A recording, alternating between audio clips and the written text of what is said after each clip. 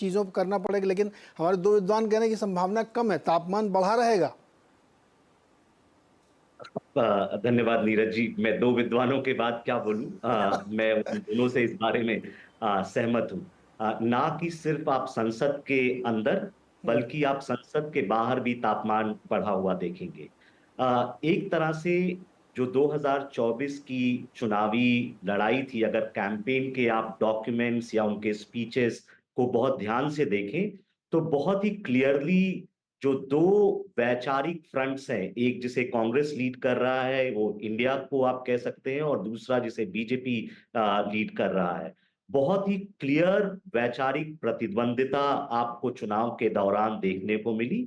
और वो वैचारिक प्रतिद्वंदिता अब आपको संसद के भीतर भी दिखेगी। और जैसा कि दोनों लोगों ने कहा, क्योंकि पहली बार विपक्ष को इस तरह की ताकत हासिल हुई है लोकसभा के अंदर, तो एक तो उनको अपने 10 साल का मलाल होगा कि सबने हमारा मजाक उड़ाया, हम पे तंज कसा। तो एक जो व्यक्ति के अंदर किसी भी व्यक्ति, सिर्फ ये नेता पे ही नहीं लागू होता है, जब वो एक बार ऐसी दौर से गुजरता है तो कई बार वो बहुत ही लाइक जो वापस देना चाहता है तो उसी लहजे उसी भाषा में देना चाहता है। तो आप ये देखेंगे कि शायद विपक्ष और खासकर राहुल गांधी शुरुआती दिनों में काफी अग्रेसिव होंगे सरकार से टकराव लेने के लिए।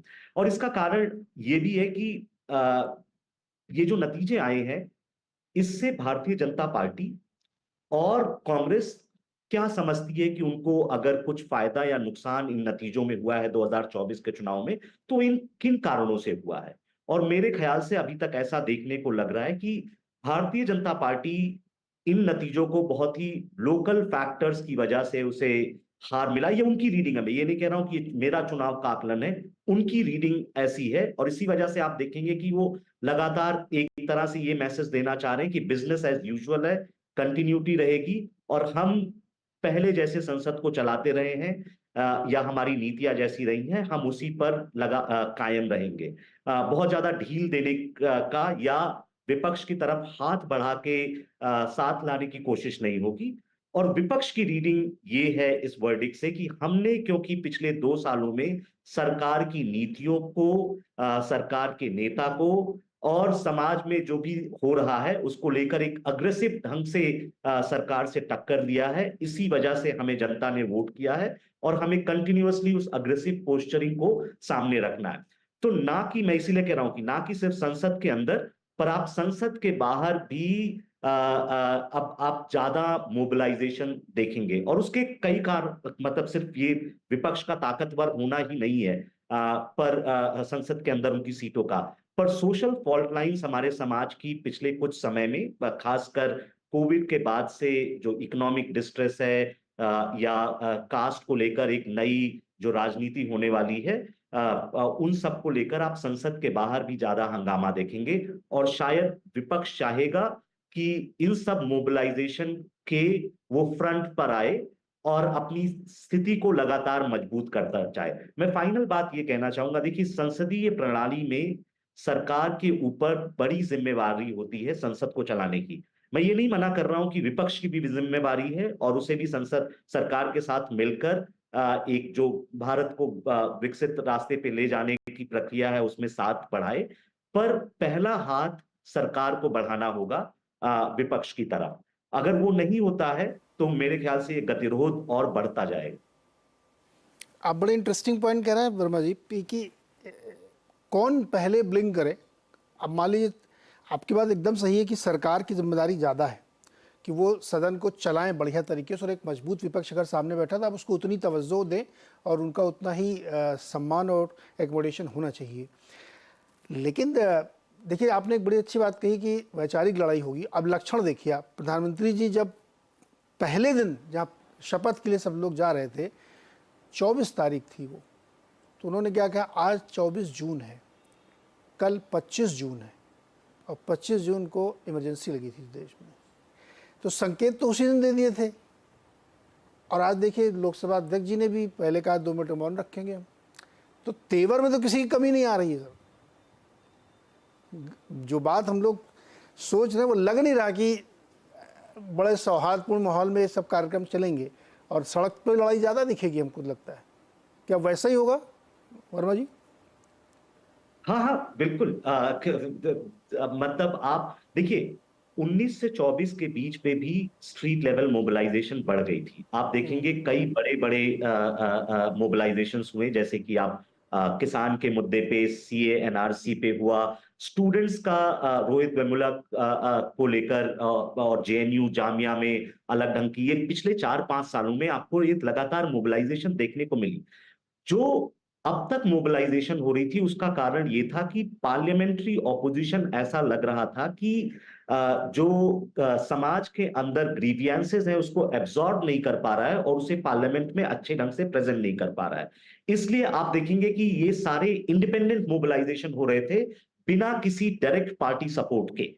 अब आपको उसमें एक बदलाव दिखेगा, जहां पे क्योंकि इस इलेक्शन के दौरान उनमें से कुछ एस्पिरेशंस को ऑपोजिशन पार्टीज ने एब्जॉर्ब किया है, तो दोनों तरफ से, ग्राउंड से, क्योंकि वहां पे एंजाइटी है अलग अलग चीजों को लेकर, और क्योंकि विपक्ष मजबूत हो गया है, अब उसे लगेगा कि दिल्ली दूर नहीं है, वो भी इन मोबिलाइजेशंस को अपनी तरफ से तवज्जो देने की कोशिश करेगा। तो आप संसद के भीतर और बाहर दोनों बढ़ता हुआ गतिरोध देखेंगे, और ये हमारे लोकतंत्रीय प्रणाली के लिए बहुत अच्छा नहीं होगा। जी।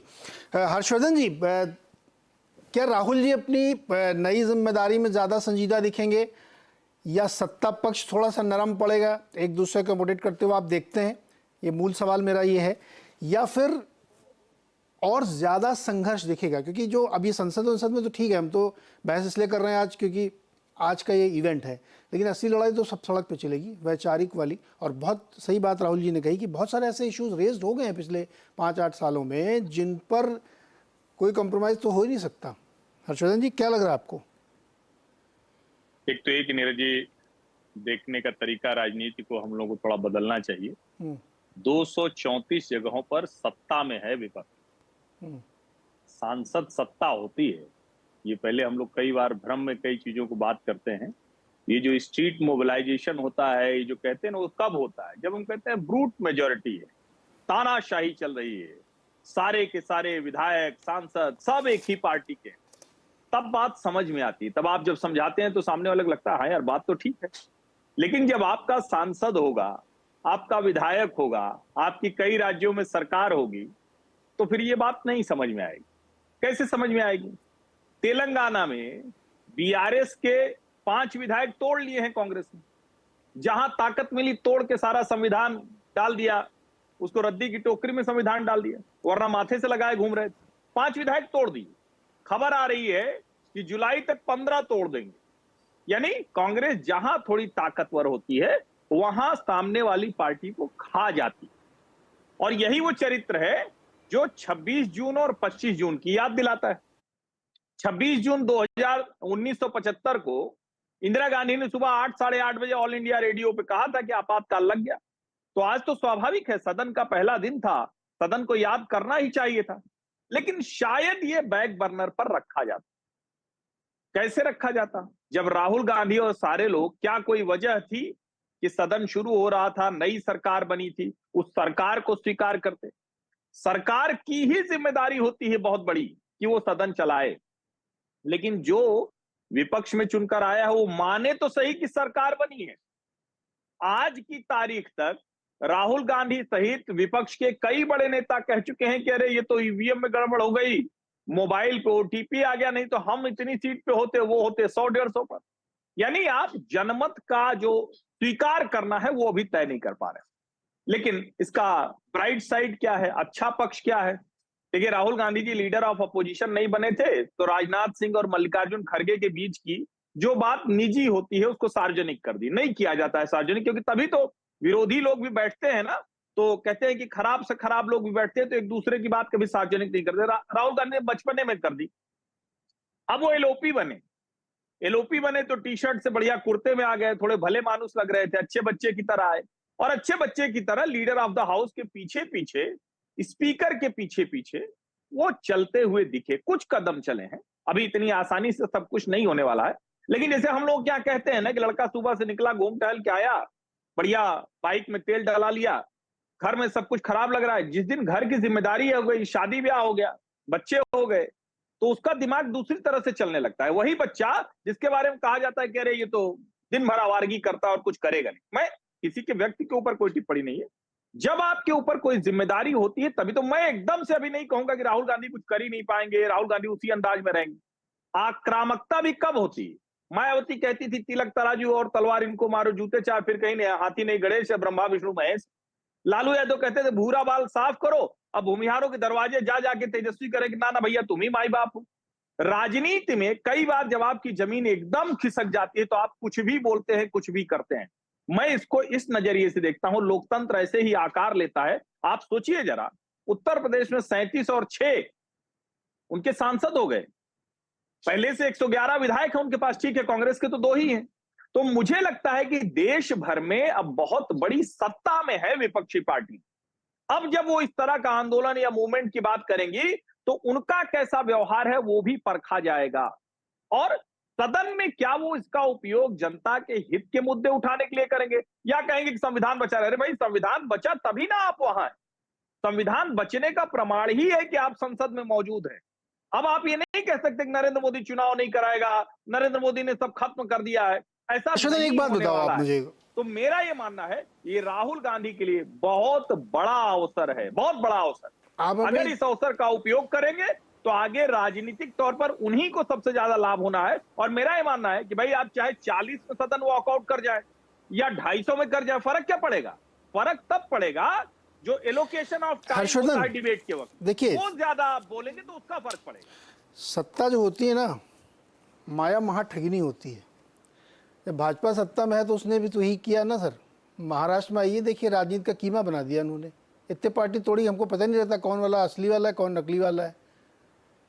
गोवा में किया। तो जिसके पास सत्ता आती है, तेलंगाना में आज अगर रेड्डी जी कर रहे हैं तो सत्ता का चरित्र है। अब ये भारतीय जनमानस ने स्वीकार कर लिया है कि सत्ता ऐसे ही चलती है। तो आप एक मिनट सवाल पूरा कर लो। चूंकि उनके पास 233-34 सांसद हैं, कई राज्यों में सरकार है और वो केंद्र के खिलाफ, मोदी जी के खिलाफ मोर्चा खोलेंगे, तो इसमें आप दोष कैसे देंगे बताइए?